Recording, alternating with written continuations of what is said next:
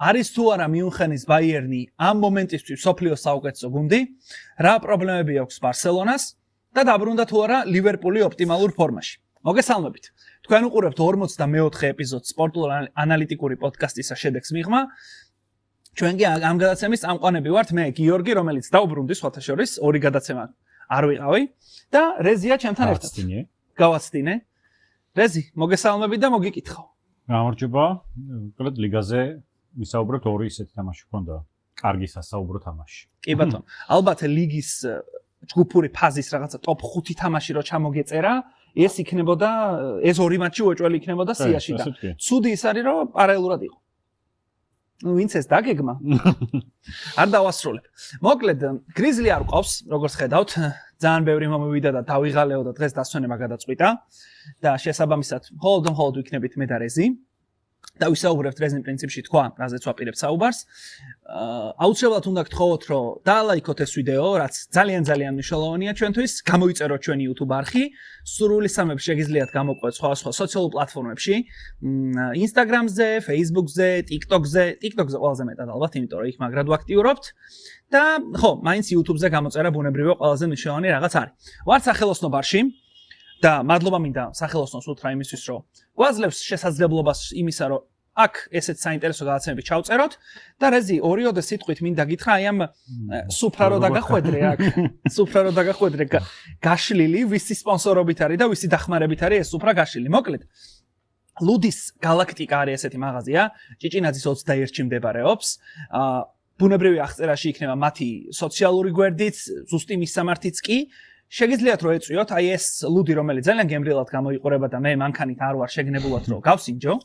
რეზი ვერ სვამს მანქანაზე, მე მგონი ცოტა სვამს, მაგრამ აი ამ გემრიელობებს, რაც ასევე ლუდის გალაქტიკიდან მივიღეთ, მოკლედ აუცილებლად გასინჯავს და დააგემოვნებს. იქ კადრს უკან ძალიან სერიოზული დალევა მიდის უკვე ვხედავ. და ხო, მინდა რეკომენდაცია გაუწიო მოკლედ ამ ძალიან კარგ ხალხს, კარგ საქმეს აკეთებენ, მათი ერთი ფილიალი უკვე არის და როგორც მაქვს ინფორმაცია, კიდე აპირებენ მოკლედ გახსნას. მადლობა მათ იმისთვის, რომ რაც ყველაზე მეტად უხდება ფეხბურთს ის მოგვაწოდეს და რა ვიცი, წარმატებებს უსურვებ ასე ვთქვათ. აუცილებლად და დიდი მადლობა ჩვენგანაც. კი ბატონო. სასიამოვნო გარემოს შექმნისთვის. ხო, ეხლა ფეხბურთს რა უხდება ყველაზე მეტად? ლუდი და ეს არის ცივი ლუდი, რაღაცეები. ზუსტ. შესაბამისად რეზი არ მოგერიდოს მიერთვი და შევუდგეთ მე მგონი საქმეზე საუბარს.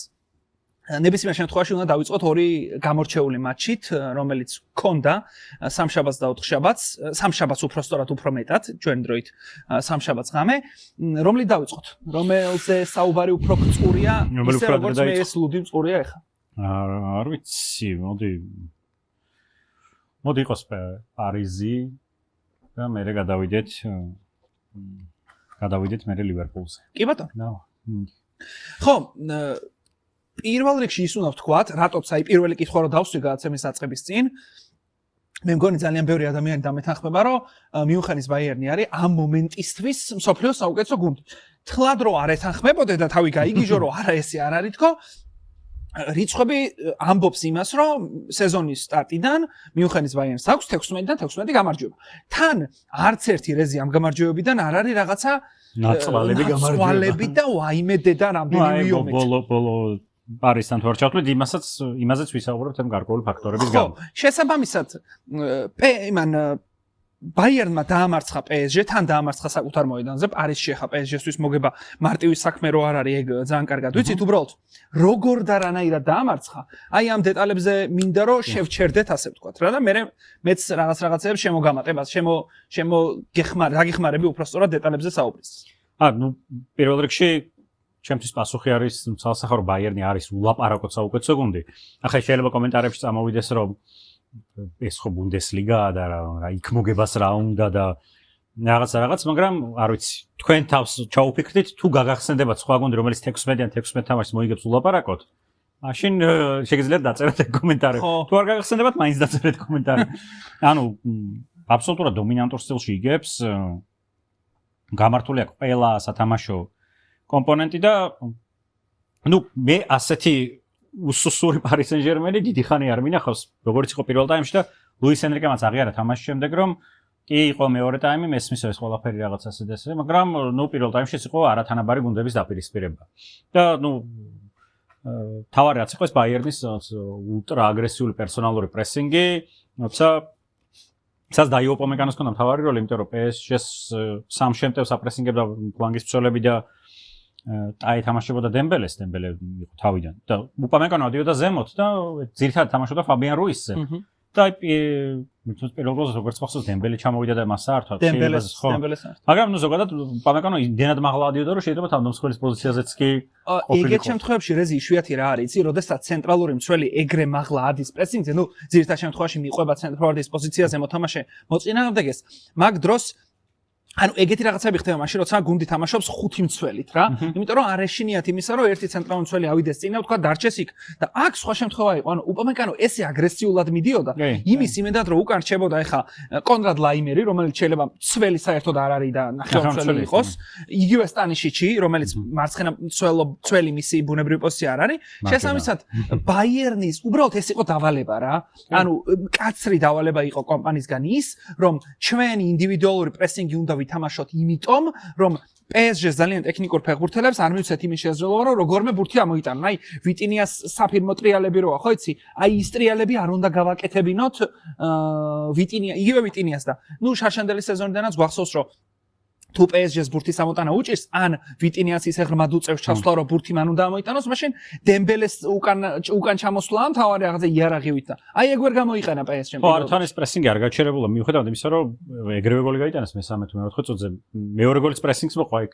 ეგ ძალიან სახალისო ეპიზოდი იყო, რამდენად პერსონალურ პრესინგზე გადასული თანამედროვე ფეხბურთი, იმიტომ რომ ჯერ იყო რაღაც ორთაბრძოლა კეინს და მარკინიოს შორის. და კეინი ცოტა ანუ ამ ორთაბრძოლის შედეგად მოცილდა მარკინიოს და მარკინიოს თითქოს რაღაც ეგზისტენციალურ კრიზისში ჩავარდა, რომ სად არის ჩემი კონკურენტი, რატო არ მიდგას გვერდით და იქით კეინისკენ აპარებდა, თვალს იყურებოდა და მე დიასმა გამოიყვანა ეგზისტენციალური ფიქრებიდან და გაუტანეს მეორე გოლი და ანუ გასაგებია რომ ეს არ არის ოპტიმალური PSG, იმიტომ რომ დემბელე ახალი დაბრუნებული იყო და შებრუნდა უკან ტრამვით. ეგრევე დაიმტრა თან გოლი გაიტანა, გაუქმდა და მაშინ მიიღო ტრამვა, პლუს ნახევარდაცვაში ფაბიან რუისი ახალი დაბრუნებულია, ჟოღნევის საერთოდ მეორე ტაიმში გამოვიდა, მარკინიოსიც ახალი დაბრუნებულია.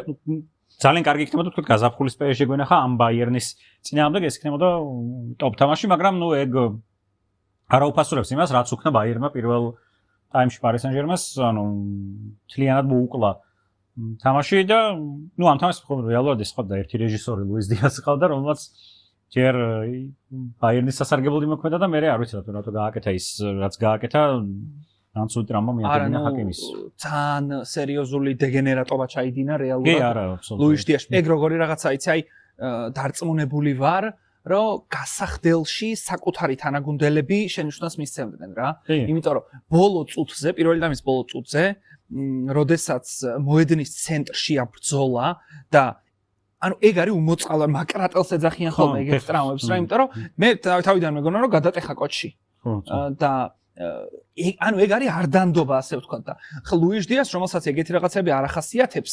ბაიერნი ზოგადად აგრესიული გუნდი არის და რაღაც ესეთი მაგრამ ბინძური გუნდი არ არის ბაიერნი რაღაცა. ჯო ბარტონები არ თამაშობენ იმაში ბაიერნში ხო და მართლა გულწრფელად გამიკვირდა და უბრალოდ კიდევ ერთხელ ნუ ეს ყვალაღებული თემაა, მაგრამ აი, რა ვიცი, მჯერა რომ ტელევიზორიდან თუ მე დავინახე რომ ეგ იყო პირდაპირ საწითლო, ნუ რა ვიცი, ვარი არ არის საჭირო ეგეთ შემთხვევაში, იმიტომ რომ იმ საჭ არ უნდა შეეშინდეს იმ წითლის ამოღება, თუ დარწმუნებულია რომ წითელი არის. სხვა შორის საჯის პრობლემებზე მერეც ვისაუბრებთ, მაგრამ ნუ პირველ ტაიმზე ჩავხუროთ რა. ხო, პირველ ტაიმზე კიდე რაც მნიშვნელოვანი იყო, შეტევაში რაც აკეთებდა ბაიერნი, რა ვიცი, დააკვირდით ხოლმე ძალიან ხშირად აკეთებენ ამას, კეინი ხო ნუ ყველგან თამაშობს. სიღრმეში მოდის, გნაბრით სიღრმეში მოდიოდა და წინ მიდიოდნენ სულ ფლანგის მცველები, ლაიმერი და სტანიშიჩი. ლაიმერს საერთოდ რა ვიცი, 3 გული აქვს ეთქვა და აღარ იღლება არასდროს. სტანიშიჩი სივრცეს პოულობს, რაღაც წარმოუდგენლად. ხშირად არის ცენტრფორვარდის პოზიციაზე, გოლიც გაიტანა ამ თამაში, ოღონდ ისიც თამაში გამო გაუქნა.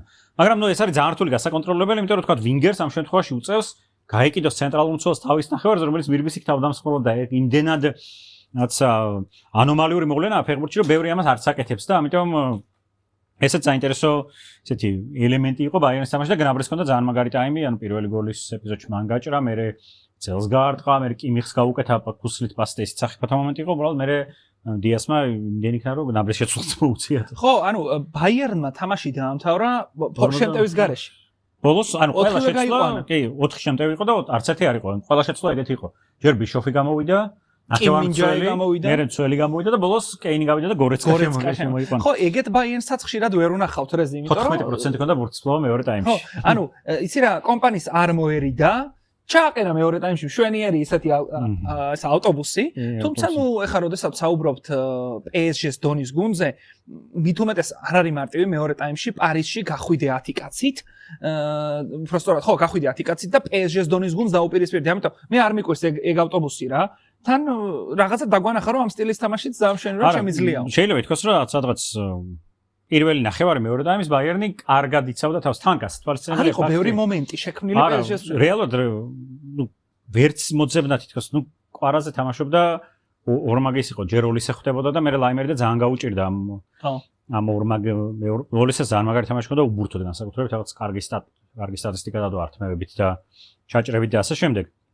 მე რაღაც მომენტში გადავიდა PSG შორიდან დარტყმებს და ბევრი დარტყმა ჰქონდა ჩვენ და ამიტომ დააგროვა ნოიერმა ბევრი სეივი. ვიტინიას დარტყმა რო იყო აუღო. ნუ ისიც რა ეს ნუ ნოიერი კი ცდება ბოლო პერიოდში, მაგრამ ეს უფრო არ სტანდარტებს და გამოსვლებს ეხ ნოიერმა შორიდან გაუშვას ბურთი რთული წარმოსადგენია ფეხბურთში და ამიტომ მე იპოვა PSG-მ რაღაც მომენტების წყარო ეს იყო როცა ლიკანინი აწვდიდა და ჟონევეში იდეალურად პოლოდა სივრცეებს პოლოდა საჯარიმოში გოლიც ასე გაიტანა მე ის საფრთხეთა მომენტი თავით რომ გააკეთა და ნუ ლიკანინი ძალიან კარგად შემოვიდა და ძალიან კარგად ამწვავდა იდეაში PSG-მ დააგროვა საკმარისი XG მეორე ტაიმში რომ ერთი მაინც რო გაიტანა შეიძლება საერთოდ მოიგო კიდეც მაგრამ ნუ ბაიერნმა ყველაფერი იკადრა 59 წუთზე აიღო ნოიერმა ყვითელი დროის გაყვანისთვის კეინი იწვა ყველა იწვა და ასე შემდეგ მაგრამ კი მეუბნებოდა არ წამოდგეო იწეხეო მაგრამ ნუ იდეა იმაშია რომ ნუ ფორს მაჟორულ სიტუაციაში მოუწია ბაიერნს დაცვა და ეგ არის მისი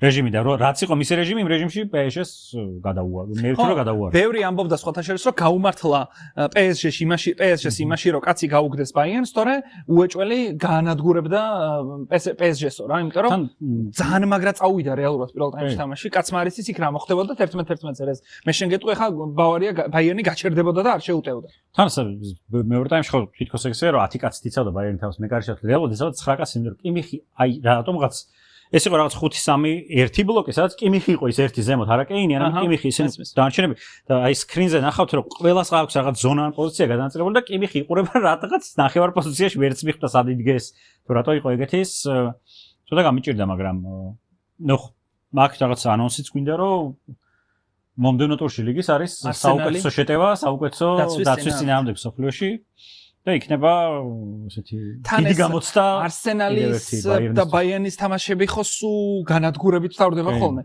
იმის სარკე ანგარიშებით რო უგებს ხოლმე ბოლოს არ იყო 5-1 რომ მოუგო და ეხა უკვე ეს არსენალი ეგეთი წარ არის რომ 5 კი არა 5 ჯერ ვერ უთხრამენ შეიძლება სეზონში ვერ გაარგაუშვას ერთ თვეში არ დაურთხავთ 5 ჯერ კარისკენ არსენალის ერთი ის თქვა რეზი სანამ ამ თამაშზე მოურჩებით ასე ვთქვათ აბსოლუტურად გასაგები და მისაღებია ის ფაქტი, რომ PSG შორსა ოპტიმალური ფორმისგან ეს არა მხოლოდ ჩემპიონთა ლიგაზე ამ თამაში გამოჩნდა, არამედ შიდა ჩემპიონატში ძამშვენად ჩანს, თუმცა ეს არის იმის დამსახურება, რომ PSG-ს ჰქონდა ძალიან გრძელი სეზონი შარშან, პლუს სოფლიო საკლუბო ჩემპიონატი, იქაც თან ფინალამდე მივიდნენ, ანუ ყველა შესაძლო თამაში ითამაშა PSG-მ და მე ვფიქრობ, რომ ლუის ენრიკე ყველაზე კარგად იცის როგორ უნდა მოიქცეს ეგეთ სიტუაციებში და აი გაზაფხულისთვის რომ ფორმის პიკში შევიდეს მისი გუნდი, ეგრე უდგება ამ საქმეს მოკლედ და რამდენად მიუდგება ამას ნახოთ ჩვენ ნებისმიერ შემთხვევაში გავაგრძელებთ PSG-ზე ახლო დაკვირვებასთან გულშემატკივრობას, იმიტომ რომ ამის მარტივი და ძალიან დიდი მიზეზი გვაქვს ხვიჩა კვარაცხელია ბუნებრივია რომელიც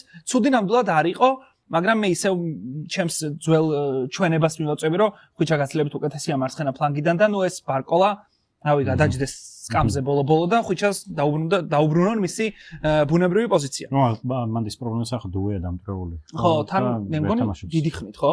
ხო, რაღაც არ გადამიმაწვებიან რეალურად. ჰაკიმის ტრამვა გადავამოწვე არის 10 კვირა და დღეს ვკითხულობდი ზუსტად რომ მოახერხებს აფრიკის თასზე თან მაროკოში ტარდება.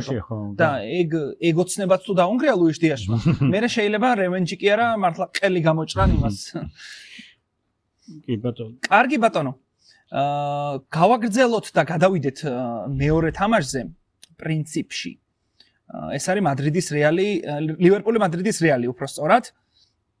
და მე რაღაცა საჩუქრები არისო თქვენთვისო რეზი ესე გადმომცეს ინფორმაცია და ეგ საჩუქრებიც უნდა გავხსნათ პირდაპირ გადაცემაშიო და მოდი ლივერპულ რეალზე ვისაუბროთ. აქაც ქართველი და ძალიან სასიამოვნოა რომ ისევ ყურადღების ცენტრში და რაღაცა პროექტის ცენტრში ქართველი ფეხბურთელია გიორგი მამარდაშვილი ამჯერად კლინშიტი ჩემპიონთა ლიგაზე სეივი ჯუდ ბელინგემის წინააღმდეგ და საერთო ჯამში მოგებული შეხვედრა. მოდი დაიწყე. როგორი ამ თამაშს მაგალითად შევახსენოთ ჯერო დაგვილაიქონ ვიდეო და დაალაიქეთ, გამოიწერეთ და ყველა სხვა ეს YouTube რიტუალი აუცილებლად ზარის ღილაკები და ყველაფერი აუცილებლად შეასრულეთ. ეს არის ძალიან მნიშვნელოვანი რომ კიდევ უფრო აქტიურად გავაგრძელოთ ეგეთი კი ბატონო, ვეთანხმები აბსოლუტურად რეზის შემოთავაზება. მოკლედ ესე თამაში იყო რომ ორივე გუნდს ამ სეზონში გამოჩნდა რომ აქვს მისთვის კომფორტული სცენარი. თუ არა კომფორტულ სცენარში მოხვდა ვერ გამოიყურება იქ კარგად. რეალს ერთხელ მოუწია ასეთი არაკომფორტული სცენარი, ეს იყო ატლეტიკოსთან, როდესაც ჩაბი ალონსომ უკვე დანერგა ხო ეს რაღაც სტრუქტურული ფეხბურთის პრინციპები, როცა რეალი დიდი ხანია კონტროლებს ბურთს, 93% აქვს პასების სიზუსტე თუ რაღაც, რაც სკრუპულოზურად ათამაშებენ ამ ბურთს და მხოლოდ მაშინ ამწოვებენ, როდესაც თვითონ თვლიან საჭიროდ, ანუ გამწოვება ხდება დაცვაზე ბალანსის გაკეთებით, ანუ რეალი ამწოვებს მაშინ, როდესაც უკვე მზად არის რომ კონტრპრესინგზე ჩაერთოს. კი ბატონო. პლუს პრესინგი, პერსონალური პრესინგი აქვს რეალსაც, კონტრპრესინგი და ყველაფერი ეს კომპლექტი არის. მადრიდულ დერბიში დიეგო სიმეონე არია ეს ქაოსი, მაშინ რეალის პასების სიზუსტე ჩამოვარდა რაღაც 80%-ამდე და წააგო 5-2. აღმოჩნდა არაკომფორტულ სცენარში. ლივერპულში არნე სლოტი უკვე თვეზე მეტია იძახის, რომ ლივერპული ცუდად თამაშობს იმ მოწინააღმდეგეებთან, რომლებიც მოკლე პასით არ ათამაშებენ ბურთს და თითქოს რაღაც მინიშნებებს უკეთებდა ყველა გუნდს, იმიტომ რომ ყველა გუნდმა გრძელი პასით დაიწყო ლივერპულთან თამაში. იმიტომ რომ არნე სლოტი არის კონტროლზე ორიენტირებული მწვრთნელი და გრძელი პასი არის უკონტროლო თამაში, როდესაც საჰაეროთა ბრძოლა, მერე გადმოვარდა ბურთს. სადავარდება ეგ ბურთი დაეუფლება და მერე კიდე საპასუხოდ და რაღაც თუ დააკვირდებით ძალიან არის გაზრდილი ლივერპულთან გრძელი პასების რაოდენობა ამ სეზონში. მოწინააღმდეგე შესრულებით, ხო? აი მანჩესტერმა ზუსტად ასე ითამაშა და თან იქ არც აქვს მნიშვნელობა მანჩესტერმა შეშკვარც გამოიყვანა თავდამსხმელი კუნია გამოიყვანა, რომელიც ცხადი აგებდა ვან დაიქთან დუელებს, მაგრამ მაქსიმალურად ჰქონდათ აი გადმოვარდნილი ბურთის ზონა დატვირთული, რომ იქიდან შეეტიათ. ამიტომ ორივე თამაშობდა თავის სცენარში და თავარი იყო ვისი პრესინგი და ბილდაპი იქნებოდა უკეთესი და უკეთესი აღმოჩნდა რომ ლივერპული არის არის სეზონის ამ ეტაპზე ორი რეჟიმი ჰქონდათ პრესინგის 4-2-4 და 4-1-4-1 და სობოსლაი იყო გადაართვაზე პასუხისმგებელი. თუ 4-2-4 იყო, მაშინ თავდამსხმელთან ერთად მიდიოდა ეკიტიკესთან. თუ 4-1-4-1 იყო, მაშინ მაკალისტერი და სობოსლაი იყვნენ რვიანები. რეალი პერსონალურად დაპრესინგებდა ჰაუსენი მიდიოდა სობოსლაის მიყვებოდა თავის ნახევარზეც კი, მაგრამ ლივერპულმა მოძებნა ძალიან ისეთი მეთოდი ორიგინალური, ანუ მამარდა უშვებდა ეგრევე ბურთს მარჯვენა ფლანგისკენ, სადაც სალაჰია და ყველა იქ მირბოდა. ანუ ვირცი, სობოსლაი, ეკიტიკე ყველა შემტევი იქით გადადიოდა. ანუ თან რა ხდება ჰაუსენ ხო ხშირად პრესინგზეა წასული, ზემოთ არის მილიტაოს უწევს გადმოსვლა და დაცვას უწევს გადმოწევა, იმიტომ რომ ყველა აქეთ წამოვიდა. მე იქ ბურთს მოიგებდა ლივერპული, უკვე დაცვა ისედაც დეზორგანიზებული იყო და უტევდნენ აი სობოსლაის მომენტი რომ იყო ძალიან კარგად გამოჩნდა ვირცი უკეთებს მარჯვენა ფლანგიდან პას, როცა გამოვიდა მარცხენა ფლანგზე სათამაშო. რო არ დამავიწყდეს ვირცმა, როგორც იქნა ძალიან მაგარი თამაში ჩაატარა. ყველა ფერში ეტყობა ჩაბი ალონსო და იდგეს სადმე იქ მწვრთნელის ადგილას, რომ ვირცმა კარგად ითამაშოს. შეიძლება ეშლებოდა და ამას კარნახობდა ხოლმე რაღაცებს.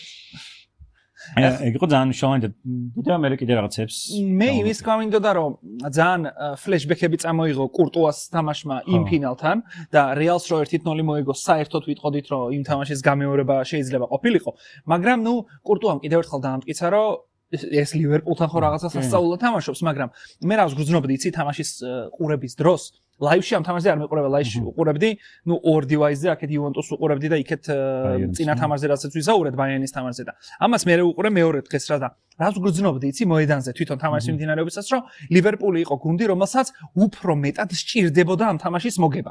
აი განწყობა რა, ყველაფერი ერთმანეთს რო ემატებოდა, შესაბამისად ნუ იქ ენფილდი, იქ რაღაც მორალური უპირატესობა მოწინააღმდეგეზე ნებისმიერ შემთხვევაში, როცა ენფილდზე თამაშობ ხო და მთელი ეს გულშემატკივრები შენ გიმღერიან და კიდე იყო რაღაცა რევენჯის მომენტი ტრენტზე რა. ხო აი ეგ ფოტო შემილია გაუგზავნო იკას და იქნებ ჩავსვათ რომ აი ტრენტი როდესაც შემოდის და დიდ ეკრანზე ჩანს რომ ტრენტი შემოდის ის ტიპი ლოგოს რო კოცნის იმას ბეიჯს ლივერპულისას ეგ ძალიან სიმბოლური იყო და ეს ტრენტიც მე მგონი შოქში იყო ცოტა რა. როგორც კი ბურთს მიიღებდა, დაინახავდა ლივერპულელი მისკენ მოდიოდა და ეგრევე გაუშვებდა ამ ბურთს. ცოტა შოქში იყო. თან არ ვიცი, ისე დასდებდნენ რომ კი მოსაკლაო. იქ კურტის ჯონსმა კინაღამ ყელი გამოჭრა. ხო აი მან ის იყო კიდე ორი ფაქტორი იყო კიდე ძალიან საინტერესო რაც დააღირიშას ერთი ორი არა სამი იყოს მოდი. ერთი სტანდარტების მნიშვნელობა, იმიტომ რომ მეორე ტაიმი დაიწყო თორე ეგრევე კუთხური და მომენტი და ბოლოს სტანდარტიდან გაიტანა გოლი და არნესლოტმა თქვა თამაშის მერე რომ ფეხბურთში ადგავს სტანდარტების ერა და თუ ბალანსი უკეთესი არ გაქვს თამაშის დროს სტანდარტებში 10-დან 9 შემთხვევაში წააგებდა რეალს. აი ატლეტიკოსთან თამაშს რო გავიხსენოთ და პლუს ეს თამაშს რო დაემატა ძალიან უჭირს სტანდარტების წინააღმდეგ თამაში და ეგ შეიძლება იყოს ძალიან სერიოზული პრობლემა ლიგაზე, იმიტომ რომ ლივერპული პრემიერ ლიგაში ერთ-ერთი ყველაზე ცუდია სტანდარტების გამოყენების მხრივ. ახლა წარმოგიდგენთ არსენალი რო ყოფილიყო იქ, რა მოხდებოდა საერთოდ. ამიტომ ეგეც ისეთი მნიშვნელოვანი ფაქტორია, რომელზეც ჩაბელონსოს მოუწევს ალბათ ფიქრი, მეც არ მომწონს ის ტენდენცია, რომ ასე 1 წუთი აწვდი ან აუც და 2 წუთი კუთხურს ასე შემდეგ, მაგრამ ნუ ეგეთი ეპოქაა და ეგ ყველა უნდა გაითვალისწინოს. პლუს კამავინგას იყენებენ. ისევ მარჯვენა ფლანგზე ყავდა როგორც ელ კლასიკოში და ну რაღაც თავისი ფუნქცია ჰქონდა თავისი როლი და როგორც გოლი გაუშვეს ეგრევე გაიყვანა კამავინგა, იმიტომ რომ ფუნქცია საერთოდ მე ძირითადში არ ველოდი. ფუნქცია დაკარგა ხო? ეთყობა რაღაც ამ დიდ თამაშებზე აქვს ეს რაღაც მარჯვენა ფლანგი რო ჩაკეტოს და თქვა გიულერი ბელინგემი იყვნენ ცენტრში. ბელინგემს ერთი კარგი მომენტი ჰქონდა, მაგრამ ისე მამარდან რაც აუღო ხო? ისე ვერ ვიტყვი რომ კარგი თამაში გამოვიდა. ძალიან სიმბოლური იყო რეზი რომ სობოსლაის პასით გაიტანა მაკალისტერ, ანუ ნახევარმცველებმა რომ მოიგეს ეს თამაში ძალიან სიმბოლური იყო რა, იმიტომ რომ გავენბერხმა გამომუშავე ეგ ჯარი. ხო, აი დაჩაგრა ზუსტად, ანუ იდეაში ხო ვიცოდი დარწმუნებული ვარ რომ ეს თამაში იქნებოდა ნახევარმცველების ძალიან სერიოზული ომი და მაშინ როდესაც ესე დაჯაბნა ლივერპულმა, ჩემი აზრით ყოველ შემთხვევაში იყო თამაში, რომელშიც ბაპეს და ვინისიუს ჟუნიორს კარში დარტყმა არ ქონიათ წარმოიდგინე. ანუ როგორი ისეთი უცნაური მადრიდის რეალის მატჩი იყო, ხო ხვდები და შესაბამისად ძალიან სიმბოლური იყო, მაგრამ ნუ ეს სობოსლაი სასახად სეზონის საუკეთესო ფეხბურთელია ლივერპულისთვის ჯერჯერობით, ხო ეგრე? სობოსლაი ძალიან დასაფასებელი ფეხბურთელია, იმიტომ რომ როგორ შეიცვალა მისი კარიერა, შეიძლება იყოს სამაგალითო მათთვის, ვინც რაც ფეხბურთს უყურება, ფეხბურთს თამაშს იწყებს ახლა, ანუ და ჩვენ ვიყურებს, ანუ მიბაძეთ სობოსლაის, იმიტომ რომ სობოსლაი როცა ლაიფციგში მივიდა როგორც ძალიან დიდი ტალანტი. ანუ იყო მე მახსოვს საუბრები, რომ შეიძლება იყოს პოტენციური ოქროს ბურთის კანდიდატი, ასე შემდეგ იყო რაღაც შემოქმედებითი ფეხბურთელი, უფრო რაღაც დახვეწილი და ასე შემდეგ და გერმანიაში დაამტკიცა ეს ტალანტი. და შემდეგ გადავიდა ლივერპულში საკმაოდ დიდი თანხმობაში გადახდელი და იქ აღმოაჩინა რომ ნუ მას არა აქვს იმხელა ტალანტი რომ ოქროს ბურთი მოიგოს, მაგრამ არ გაჩერებულა და აი თავისი რაც შრომის მოყარებობით რამდენს მოძრაობს, ყველაზე მეც დარბის, ყველაზე მეც იბრძვის, თუ თანამოდელი შეცდომას უშვებს ესმირების გამოსასწორებლად, გახდა ერთ-ერთი ესეთ მნიშვნელოვანი ფეხბურთელი, განსაკუთრებით ამ კრიზისულ პერიოდში ყოფილი. აი ამ კრიზისულში განსაკუთრებით კარგად გამოჩნდა და ალბათ ლივერპულის ფანები თუ გიყურებენ და ლაიქეთ ეს ვიდეო და გამოიწერეთ ჩვენი არხი, მაგრამ გაგვიბრაზდებიან თუ რაღაცა განსაკუთრებით არ დაუთმობთ ცოტა დროს, აი კონორ ბრედლის, რომლისთვისაც ცალსახად დამატებითი мотиваცია იყო ის, რომ მოდი ახლა მე ტრენდს ვაჩვენებ, რომ მე ძალიან მაგარი ბიჭი ვარ. კონორ ბრედლი არის ოდნავ განსხვავებული მახასიათებლების ფეხბურთელი, ვიდრე თქვა ტრენტ ალექსანდერ არნოლდი.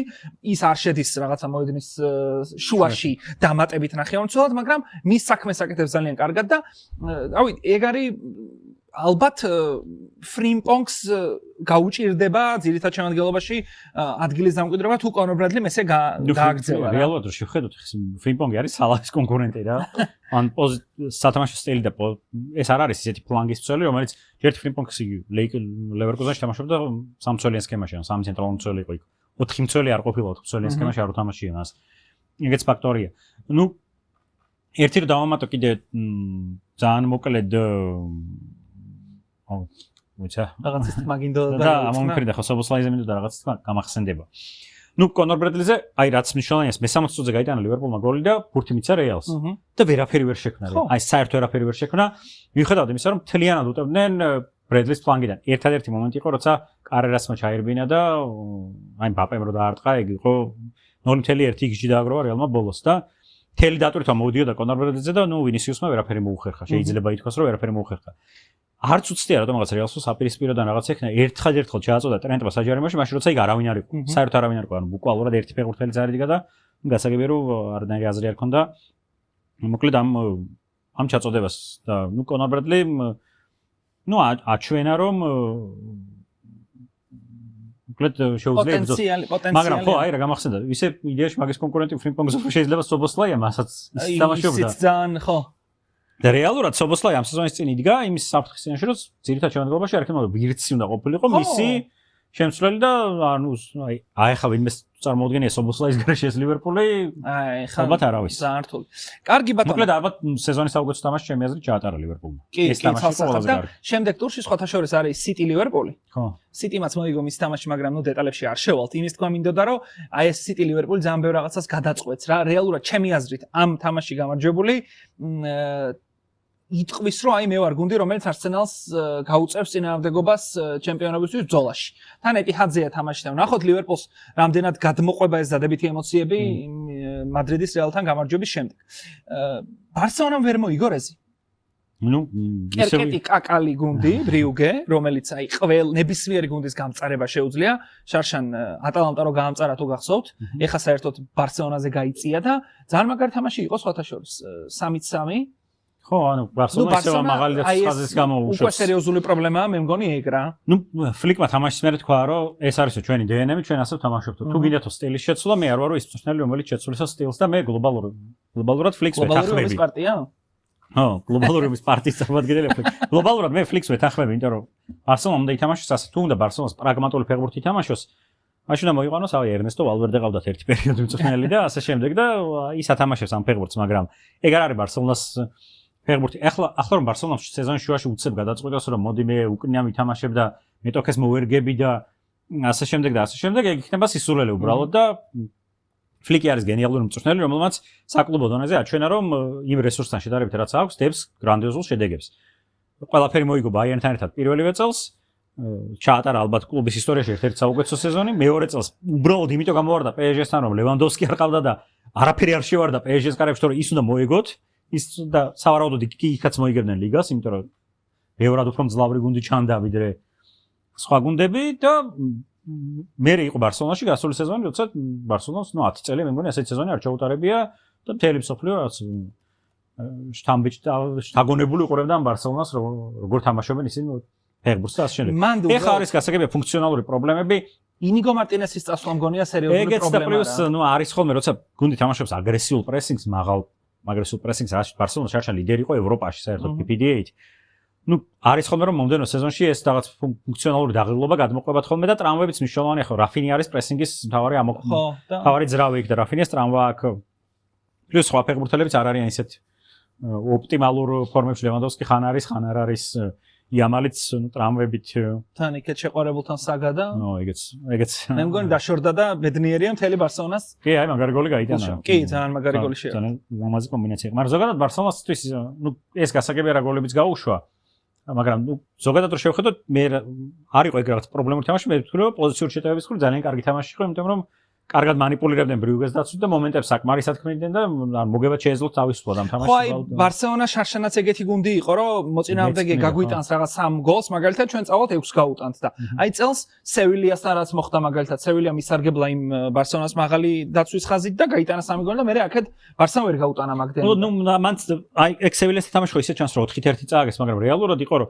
2-1-ზე ბარსელონამ პენალტი გააფუჭა და კიდე მომენტები გააფუჭა რეალურად შეეძლო იქ თამაშიც და ბრიუგე არის შესაბამისი გუნდი ეგეთ შემთხვევებში რომ რაღაცა ჩააბღაუჭოს იმ პატარა შეცდომებს რაც ბარსას დაცვაში ამ სეზონში უფრო მეტი ხდება ვიდრე წინა სეზონში და გამოიყენოს და მსაჯების თემა რაც გადაცემის დასაწყისში ვახსენე იყო ის რომ ენტონი ტეილორი რა გოლს თვლიდა აქ შესნიზე აი მე მგონი ხვალ თუ ზეგარი რაგბი საქართველოში რა აი მუხში რო უვარდებიან არ ვიცი ქართულად რა ქვია ფაქტობრივად იგი ანუ ფორვარდი შევიდა გააკეთა ვარდნა ბურთან კონტაქტი არ ქონია ითამაშა შესნის ფეხზე წააქცია გოლი გაიტანა და ენტონი ტეილორს დასჭირდა ვარის ჩართულობა იმაში რომ ეგ გოლი გაეუქმებინა და როდესაც საჯებზე ვლაპარაკობთ არ ვიცი მარსელი ატალანტას ის თუ ნახე რეზი ხო ნახე მე მგონი პენალტი იყო ხო მარსელის ხარეს და გოლი ჩაიტანა აი ჩათვალე ეგრო ყოფილიყო რეზი საჯარიმოს გარეთ ხო უეჭველი ჯარიმას დასტვენდა რა არ ვიცი თუ ნახეთ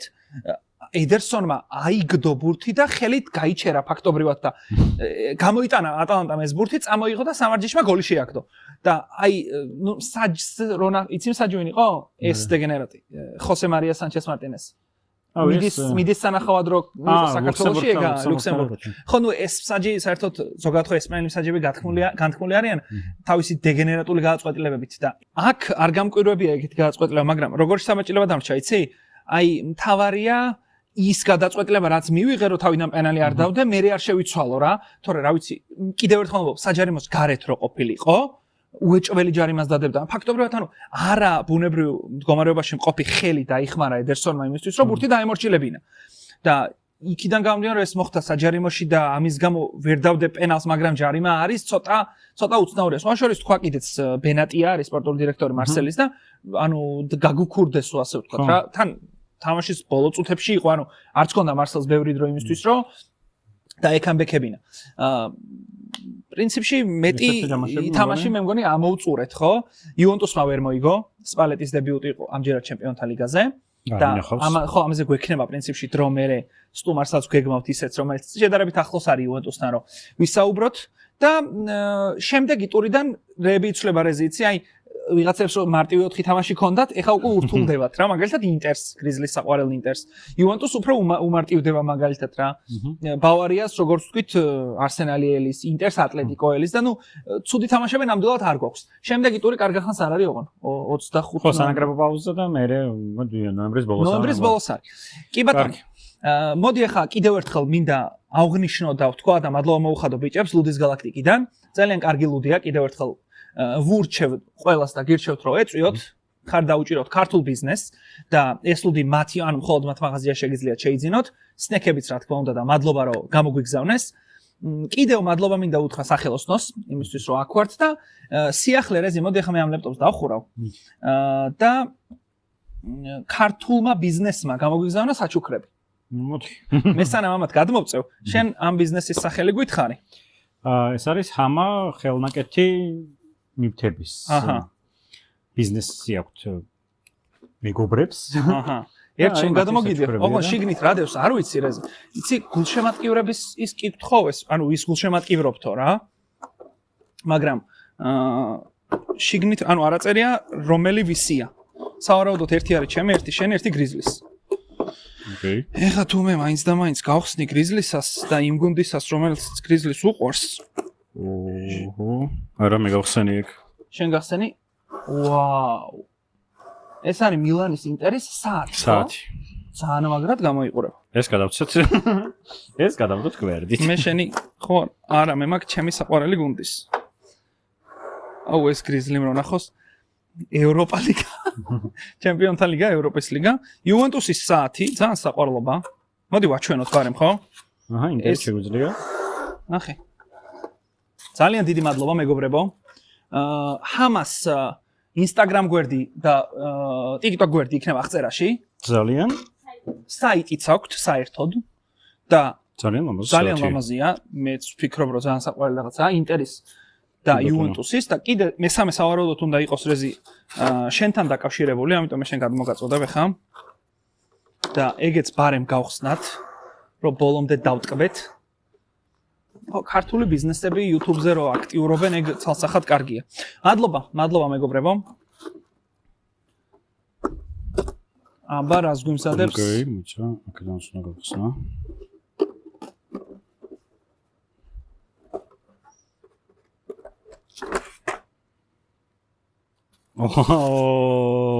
Ai. Bianco Lecesti. Tu Bianco Celesti. Albi Celesti. Ai. საუკეთესო საათი მე. ძალიან დიდი მადლობა. ძალიან დიდი მადლობა მართლაც. ესეთი სიმბოლური საჩუქრები თან საფეხბურთო თემატიკის დასაფასებელია. კიდევ ერთხელ არის ჰამა და ყველაფერი იქნება მითითებული. აღწერაში იქნება ყველაფერი, Instagram-დან დაწყებული, ვებსაიტიდან დამთავრებული. მადლობა კიდევ ერთხელ მეგობრებო, მადლობა თქვენ, ვინც აქამდე გვიყურეთ. დიდი გადაცემა პრინციპში არ გამოგვივიდა, რადგან კონკრეტულ მატჩებზე გვინდოდა ყურადღების გამახვილება. კიდევ ერთხელ გთხოვთ და მოგიწოდებთ, რომ დაალაიქოთ ეს ვიდეო, გამოიწეროთ ჩვენი YouTube არხი. რაც შეეხება შემდეგ გადაცემას გვექნება სანაკრებო თემატიკის, ბუნებრივია. შემდეგ გადაცემას რეზი ჩავწერთ სავარაუდოდ სამშაბათს და გვეყოლება სტუმარი. ამიტომ დავდებთ 4 შაბათს. დავდებთ სავარაუდოდ 4 შაბათს, იმიტომ რომ შაბათს გვაქვს პირველი თამაში. მე ესპანეთთან თამაშზე წასვლასაც ვაპირებთ, იქაც ვაპირებთ რაღაცები გადავიღოთ. თუმცა მანამდე დაგველოდეთ 4 შაბათს, ძალიან კარგი და საინტერესო სტუმარი ყავს პირდაპირ ვთქვათ და ხო, შევხვდებით პრინციპში ძალიან მალე. დიდი მადლობა. ძალიან დიდი მადლობა, დროებით.